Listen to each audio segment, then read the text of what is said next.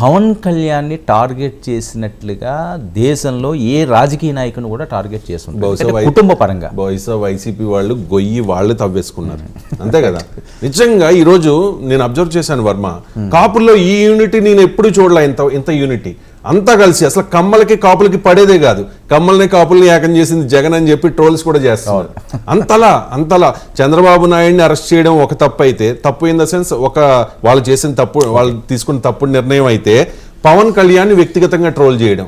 రోజా పరిస్థితి ఏమైంది, అంబటి రాంబాబు పరిస్థితి ఏమైంది, పేర్ని నాని పరిస్థితి ఏమైంది, గుడివాడ అమర్నాథ్ పరిస్థితి ఏమైంది, కొడాలి నాని పరిస్థితి ఏమైంది, వల్లభనేని వంశీ పెద్దగా టార్గెట్ చేయలేదు అనుకోండి. అండ్ ఇంకొక పాయింట్ ఇక్కడ యాడ్ చేస్తాను. గాజువాక 2019 ఎన్నికల్లో పవన్ కళ్యాణ్ ఓడిపోయిన స్థానం. మరి గాజువాక ఇప్పుడు ఎంత? 95,235 స్టేట్లో రికార్డ్, నియర్లీ 1 lakh మెజారిటీ. అంతలా కసి తీర్చుకున్నారు.